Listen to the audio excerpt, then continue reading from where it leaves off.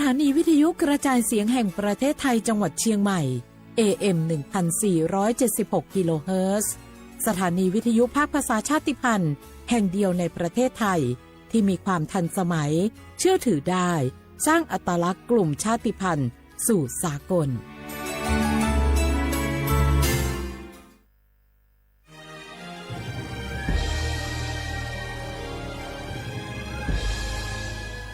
เกิดเป็นคนไทยเติบโตบนผืนแผ่นดินไทยจงภูมิใจในความเป็นไทยชาติไทยเรานั้นนับเป็นชาติที่มีความเป็นมาเก่าแก่ยาวนานเรามีภาษาวัฒนธรรมและมีสิ่งต่างๆที่เป็นเอกลักษณ์ให้เราได้ภาคภูมิใจในความเป็นคนไทยเราควรเห็นคุณค่าและมีความรักชาติหวงแหนแผ่นดินอันเป็นมรดกของบรรพชนร่วมภาคภูมิใจในความเป็นไทยโดยสำนักประชาสัมพันธ์เขต 3 กรมประชาสัมพันธ์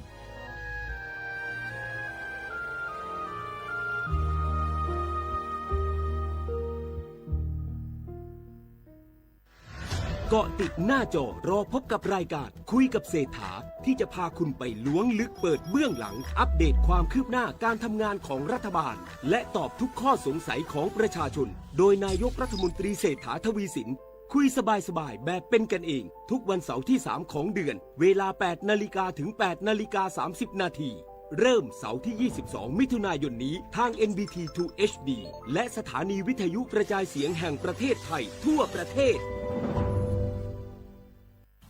บางคนเมื่ออยู่หลังพวงมาลัย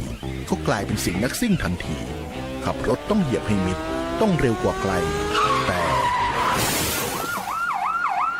ยิ่งขับเร็วอุบัติเหตุก็เกิดขึ้นได้เร็วเพียงเสี้ยววินาทีการขับรถเร็วเกินกว่ากฎหมายกำหนดก่อให้เกิดอุบัติเหตุทางท้องถนนมีผู้บาดเจ็บและเสียชีวิตเป็นอันดับต้นๆในแต่ละปีเพื่อความปลอดภัยของตัวคุณเองและผู้ที่ใช้รถใช้ถนนร่วมกับคุณขับช้าๆแต่ถึงที่หมายชัวร์กันเถอะครับรู้รับปรับตัวฟื้นเร็วทั่วอย่างยั่งยืนปรารถนาดีจากสำนักประชาสัมพันธ์เขต 3 กรมประชาสัมพันธ์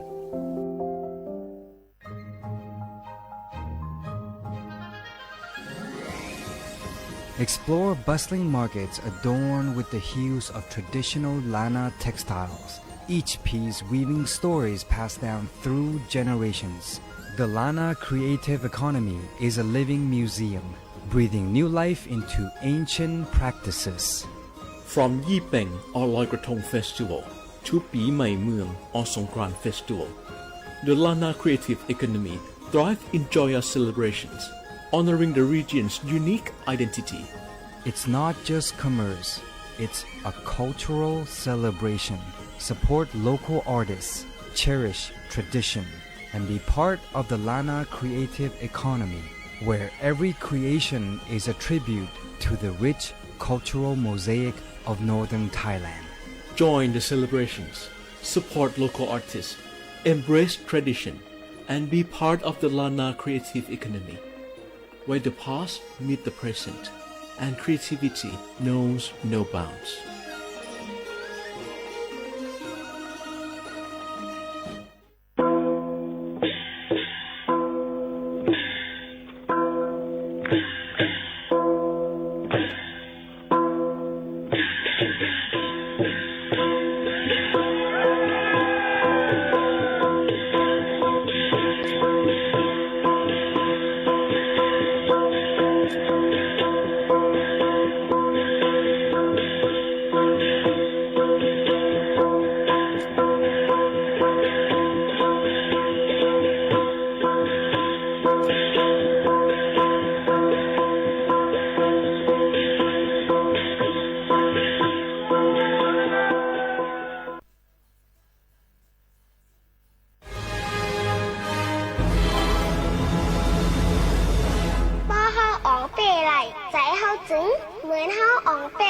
Hãy subscribe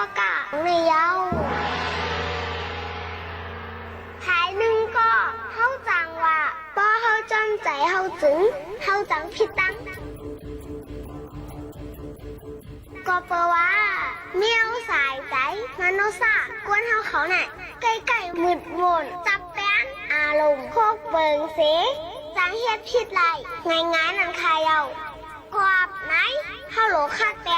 bỏ lỡ เฮ็ดสังอย่าเฮ็ดจอมใจเฮ็ดจอมตั้งไข่ใจ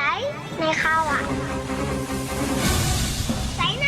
เข้าหลูฝึกให้อ่องเปมันพอเข้าอ่องเตะเสียนใจเข้าไหนเหมือนเข้างำปึงไหลโตเก่าแหละเข้มฮอนเข้าเสียงขายาวเ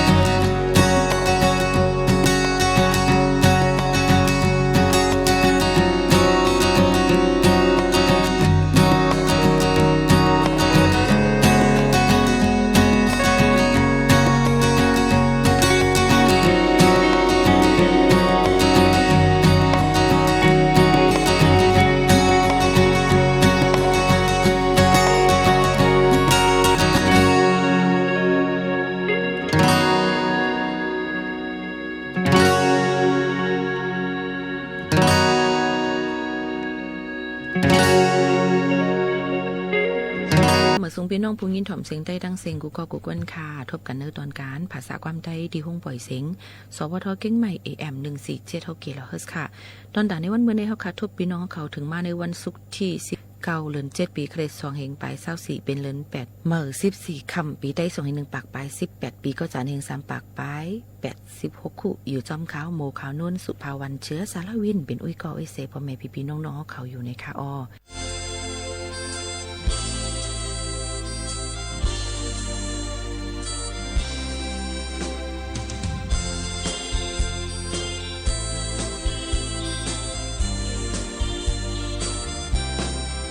เสือลวงโคโกเกาะหูมอดึกปันน้ำโนดุกมันกูมอยาปุนกุนเป็นในจำตีตายสีก็ยาตั้งมองไปมันอย่าเฮลืออ่อนเอ๋ยสู้ตั้งหาวก็ขอจ้าไว้จากเล็กนายอมีสังอมีสัง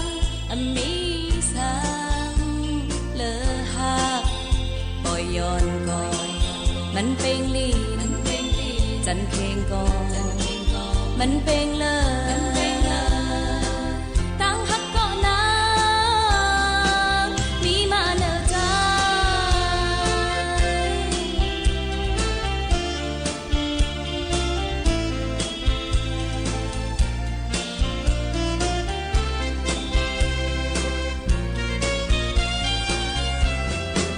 เหมือนจังไตก็เจ็ดเดตุยต่อกันมาห้องตัวยาดงเจ้าก็มาเท่ามันเสอ่อนเฮาไหลตายจอมกันในย้อนสู่ตองแปะกันนานยาอ่อนน้อยสู่ตั้งหาวก็ขอจ้าไว้จากเล็กนายอมีสังอมีสังอมีสังเลอหักปล่อยย่อนก่อนมันเป็นลีจันเคงก่อนมันเป็นเลยตั้งหักก่อนนะมีมาเลอใจ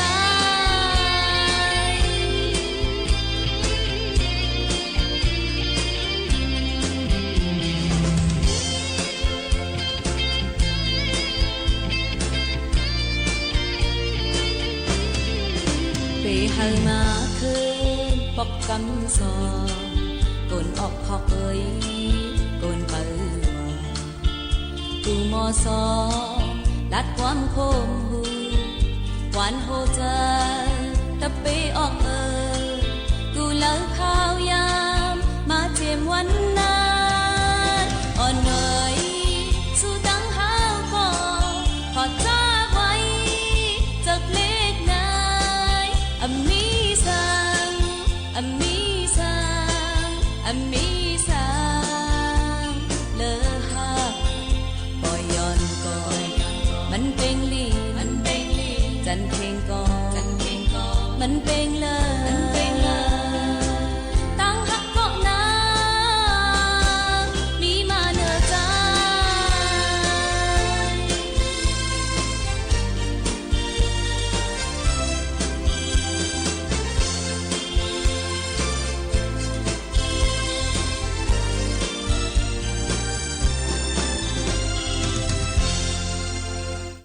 ค่ะเสือคบกวนก็หูหมอบันลุกปันกินน้ำนมอยู่ในนั้นค่ะหนึ่งเพียงความอ่ำมีสังเลอหักค่ะเพียงความเปี่ยมมนดนเจอฝากตอนจุดถึงพี่น้องเขาอันถ่อมดัง AM 147กิโลเฮิรตซ์ค่ะถ่อมที่ข่าวเงากันดีๆค่ะอย่าไปพุ่มมือพุ่มจันกว่าดังแล้วถ่อมอยู่จ้อมกันตีนายย่อก็ย้อนตรงตักพี่น้องเขากูก็กูก้น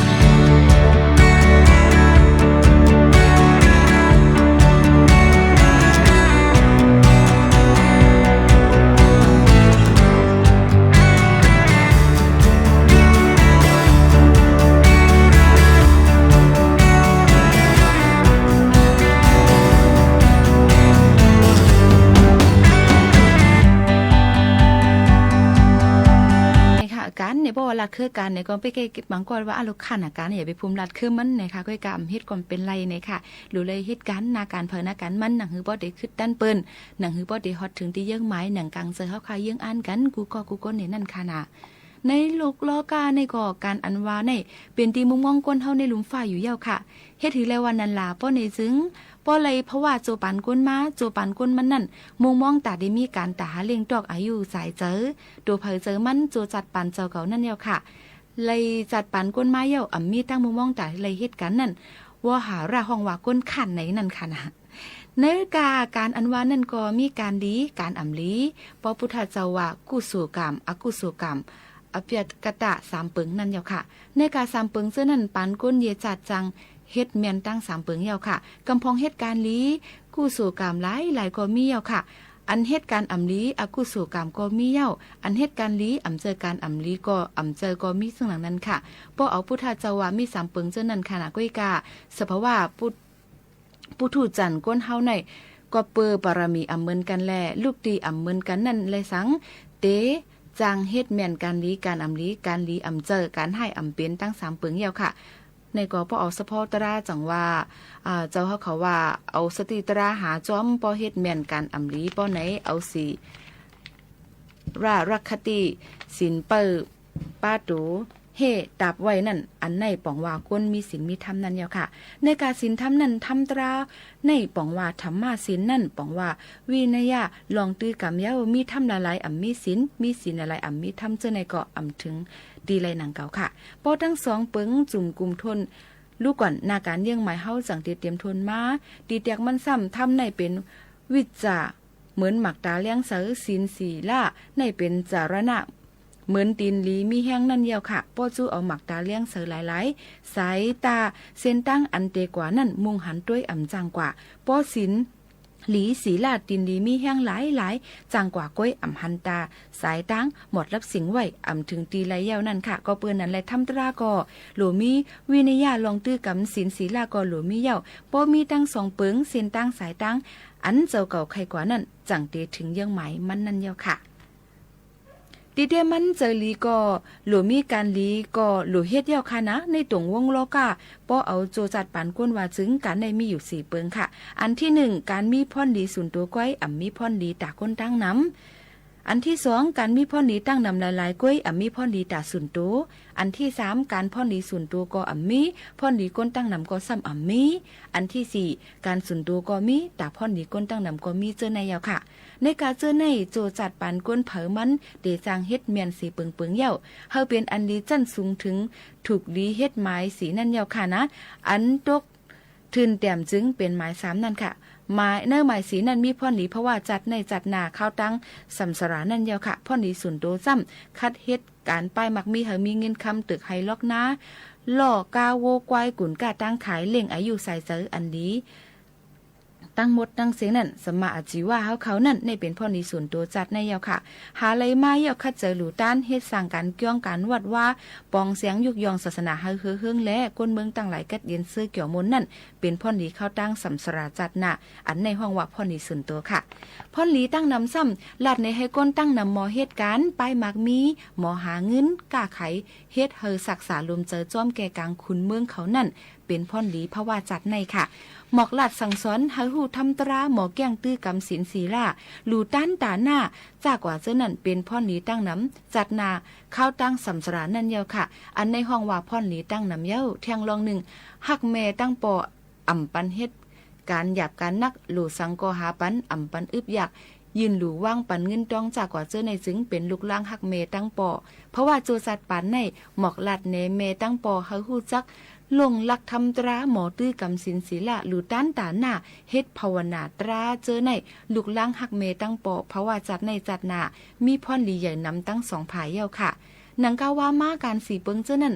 ลีเลยคัดเจอเฮาหมอเฮ็ดการอันสุนตัวก็มีพ่อนลีตั้งนำก็เป็นนั่นดีเสเปิ้น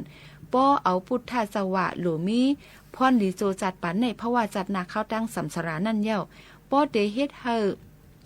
เซลองเซอันนั้นถูกเลือกเขาเป็นการอันมีนำต้นพ่อดีเสลองจังเตตั้ง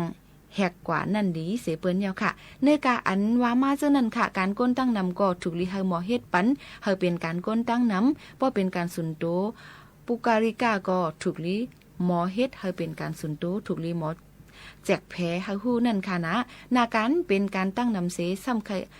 เอาเฮ็ดเป็นปุ่นสุนโตนาการอันเป็นปุ่นสุนโตนั่นซ้ำเอากว่าเฮ็ดเป็นก้นตั้งน้ำป้อเป็นเจ้านั้นจึงนาการอ่ำยินยาวข้าวหึงอ่ำก้าจื้อเสียงผู้จื้อเหตุการณ์ก็อ่ำลีอ่ำถึงที่เยี่ยงหมายเลยค่ะพอเหตุการณ์ลีกู้สู่คัดเจอให้เป็นกู้สู่เพิกจืนข่าวเสือพอเหตุการณ์อากู้สู่ก็ให้เป็นการเก่าเศร้า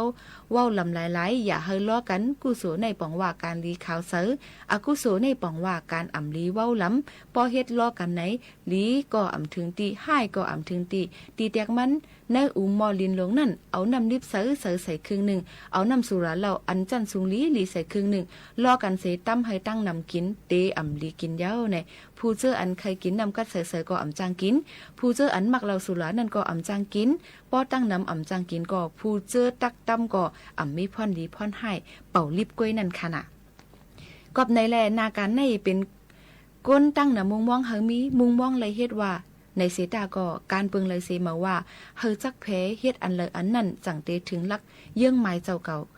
เจ้าหนังไหนค่ะหยุ่มยำว่าเนื้อนาการตั้งหมดตั้งเสียงเสียอำก้ามุงมองให้กูก่อกูก้นเขามีน้ำใจแก่นแข็งเนื้อนาการเจ้าเก่าตำปักไว้นั่นเฮ็ดเฮานาการยินยาวข้าวหึงถึงตีเยื่องไม้ดูเจอ2เปิงให้กัดจึงตั้งหมดตั้งเสียงเสียกำในก็เป็นเกี่ยวกับรองนาการฝากตอนถึงกันแชงในวันเมื่อในค่ะ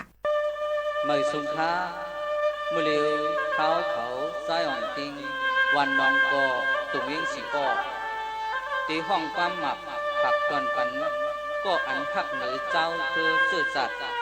มัดตันใต้ก็ที่น้องห้องถึกที่ออกน้องเต็น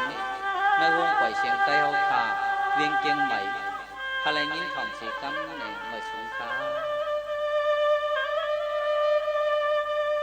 ทอมลือนางหมดขาวนนกวนมีเจอลีเจอวันเหตุการหักเนื้อเครือใด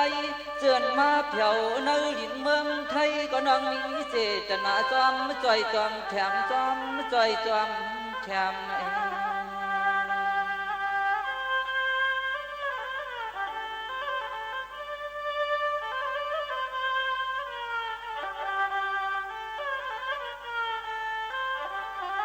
น้องยิงเตียถึงว่าปิงยาอ่องจองลงหลักแหลมหมอหักคือเจอได้เข้ามาอยู่ในน้ำดินไทย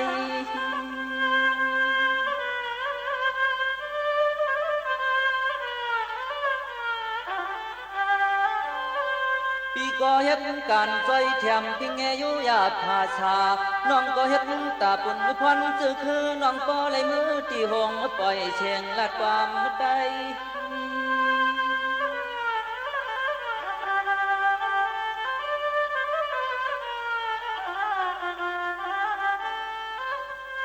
สายปีจมเตนนน้องนอเฮาใจแถมหักเจ้าหักเจอซึกเขอในยาช่องเปิ้นอำปองในก็เฮาลัดตามยัดมันกุศลอำลอยเปิงมือเลยกุศลอำลอยเปิงมือเลยนะน้อง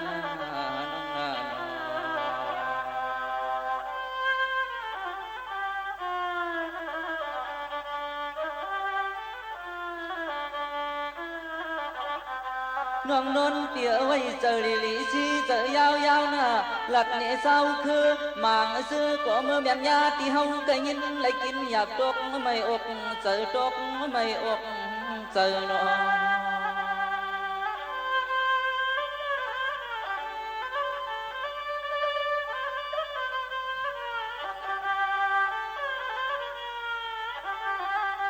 เฮาก็ป้อว่าเปลี่ยนลุกไตเลยยาเปิ้นเหลี่ยมเปิ้นจ้อเปิ้นเก่าเฮาน่าเจอจอม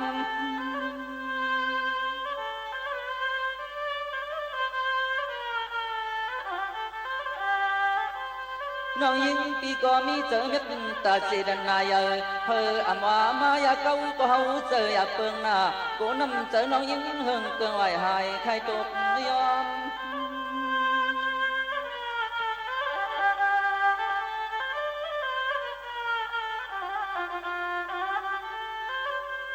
ซ้อมมาด้วยอันก็เป็นปีไอปีใจเตะช่างเศร้าที่เมืองจึงใจทุ่งกดห้องที่ห้องความกว่างขึ้นยืนมาปันที่ห้องความกว่างขึ้นยืนมาปันเลยน้องนา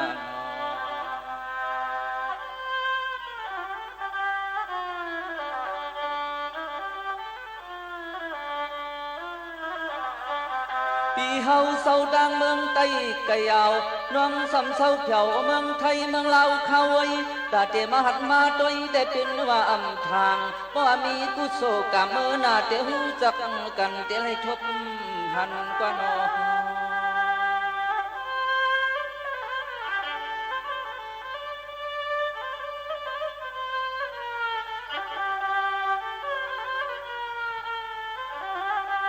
เลยว่าพี่น้องห้องถึกมันอย่าเยาวาสนาตามสวยเฮาจ้องเหมือนกัน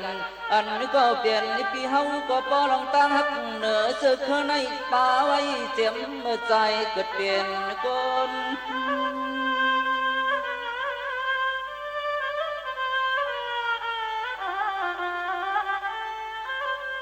พี่ก็ขอบใจนำอย่าไปทอมข่าวเงาสตังขอความมันยิงน้องโมนน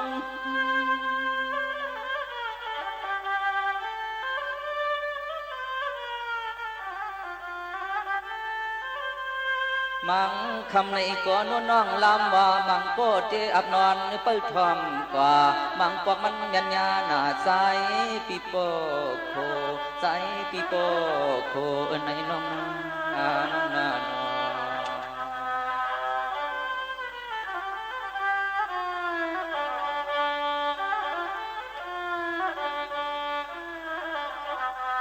เฮือนน้องปีอยู่ดีเสือเสือกุคำวันเหนือสักคำปีเดเศร้าเสียเมืองคำถึงใจในย้อนสุดดอมเมียงแสงน้องนนโมแสงน้องนนโม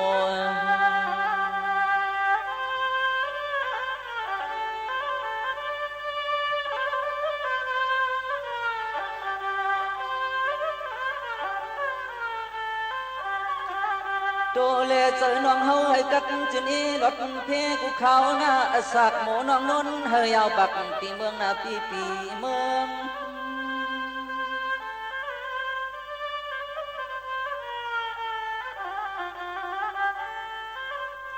ปีเดียวอมลมอ่อนนอนนึกความทำเขาตาเช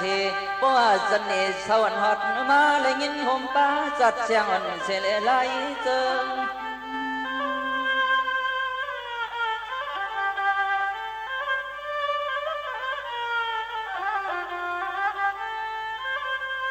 ยังไว้บังบอกมองเปิดเขาเปิดยามเปิดยินข้อความน้องส่งข่าวนอนเปิดรับหยัดเนื้อเจ้ามึนตื่นมาเนี่ยคิดเสือเนื้อเจ้ามึนตื่นมาเนี่ยคิดเสือใน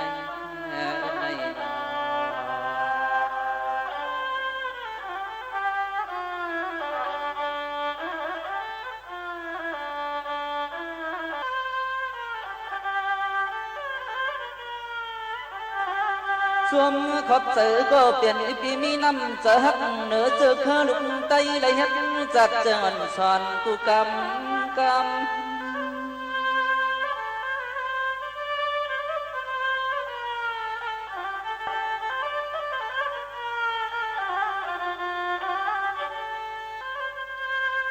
มาเชียนเจอไว้วางหักตั้งเจอเคลุกไต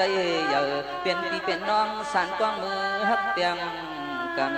เมื่อนามาให้มีกุศลใหญ่ซ้อมอุ้มห้องปีเฮาสุดกองปันไหลน้องนา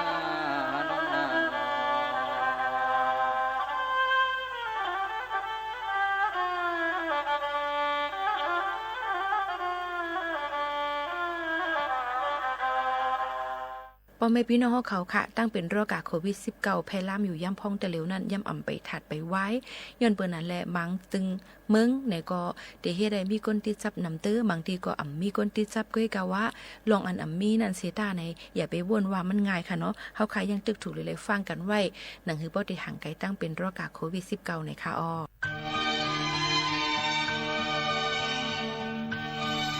เหมือซุงคะวันมื้อในเฮาขาเขาพี่น้องเตียวตั้งหูเกี่ยวกับป้ายอยู่หลีหัวข้ออันใดจื่อว่าลองลุ่มล่าลูกอ่อนแหลงตั้งแต่เกิดต่อถึง6เดือนอันวันนั้นมาฝากบรรพี่น้องเฮาเขาอยู่ค่ะข้อที่1อาบน้ำปันลูกอ่อนกูวัน7ปันตัวคิ้งเฮาแห้งๆเสาปันโคเฮาอุ่นๆข้อที่2เมื่อลูกอ่อนพายลงยาวนั้นเฮาล่างปันโกน7ปันเฮาแห้งๆข้อที่3เมื่อไปหอบลูกอ่อนแลไหว้หลังหอบลูกอ่อนยาวนั้นเฮาเอาก้อนสีแหละน้ำสุกมือข ข้อที่4ถูกลีเฮาลูกอ่อนนอนห่างตักหายอำนั้นนอนสิแกงข่างข้อที่5เฮาลูกอ่อนยานไก่ก้อนฟืนก้อนไฟข้อที่6อ่อนลูกอ่อนกว่าซ้ำยาเฮกางจ้อมหนังมอยาเขาคิ้นกูปอกข้อที่7ลูกอ่อนแล้งต่อป้อถึง6เดือนนั่นเฮากินนมแม่เปิงเหลวอย่าปันกินน้ำตั้งกินต่างอันก็ว่านมแม่ในกลุ่มทนตาลูกอ่อนแหละมีพรลีตาอาหาราอยู่เย้ามันมีแห้งกำขามตั้งนอกจางเฮปัญโยกาหลายอย่างซ้ำจางย่อยไรไงแหละต้องลูกอ่อนก่อยอยู่รวมดี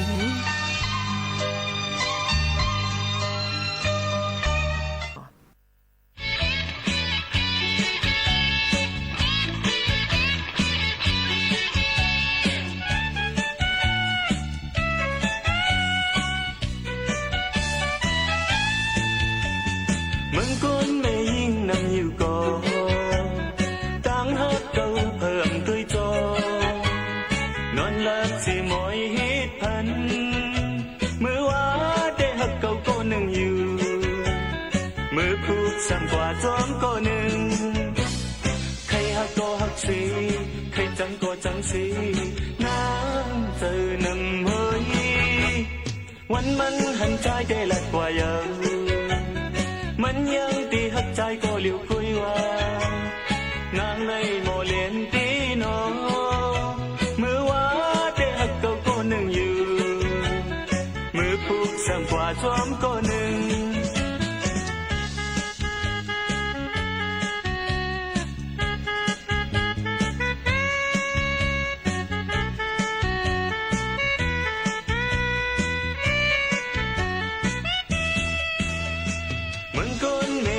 นำอยู่ก่อ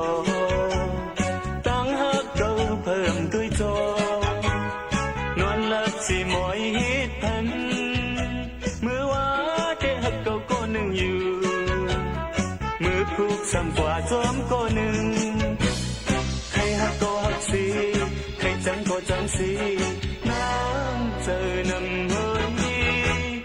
วันมันหันใจได้หลักกว่าเยอะมันยังตีหักใจก็เหลียวคุยว่า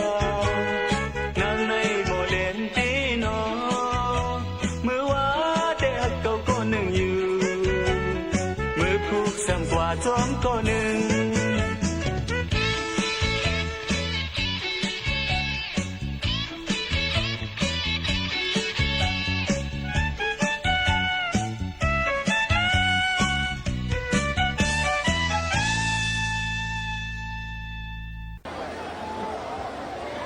来，承担这个，来，生活看到。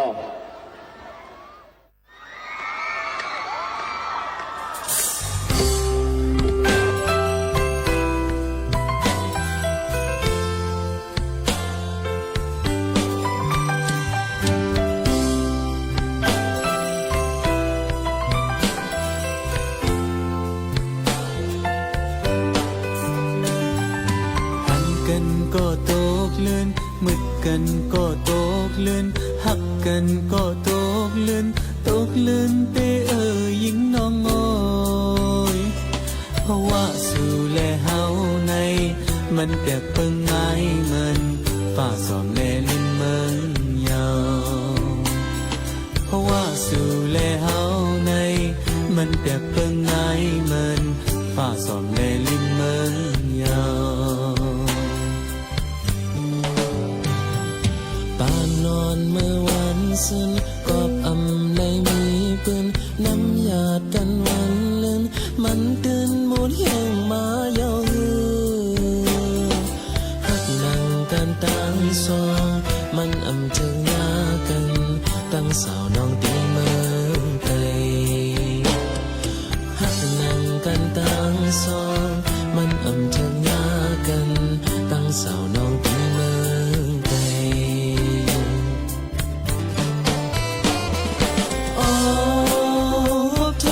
เส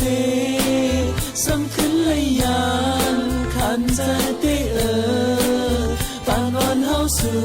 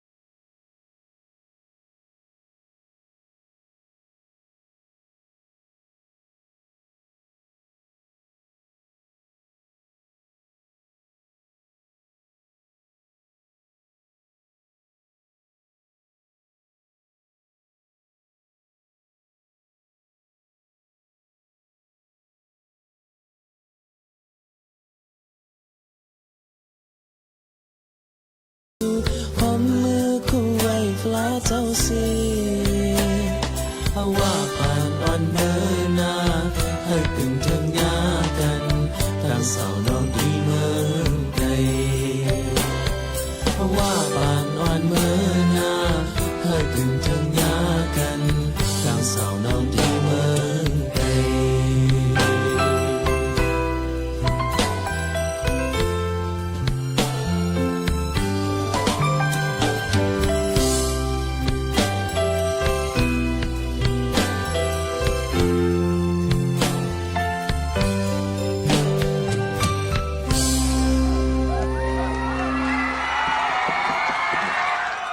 เฮาคาเลยฮุบทุกจ้อมกันสิเนี่ยค่ะวงหวังในพี่น้องเขาค่ะเมื่อในเฮาคาเป็นวันผิดค่ะเนาะมื้อพุกมาได้เป็นวันเข้าวาเนี่ยค่ะยก็ดังเบิ่งจึงไทยได้เป็นวันลือการอยู่20 21 22ปาวันจันทร์พี่น้องเขาเด็กกับ10ลองการหับการคุณเต็มซะในก็เปิ้นได้กึดไว้ก่อนนี่ค่ะเนาะเย็นเปิ้นนั้นรู้เลยวางแผนกันให้ลีๆก่อนในนั่นค่ะพี่น้องเขาค่ะเข้าวาเงื้อไว้เป็นเรามือเข้าวาเนี่ยค่ะเนาะยก็ดีเตรียมมันเงื้อไรกูวันอยู่ค่ะเนาะบ่หนังหือเฮาคาดีไปอยู่หรือเฮาคาดีเตรียมทนนั่นก็มาฝากตอนถึงกันซึ่งหนังไหนอุปโอตรงตักส้มกันเลยครับถอมรายตั้งสวทเก่งใหม่ AM 1476 กิโลเฮิรตซ์และหมายฝน0532760007ข่าวยาม 10-11 โมงกลางเลยกลางค่ำเป็นตอนการภาษาความใต้นี่ค่ะ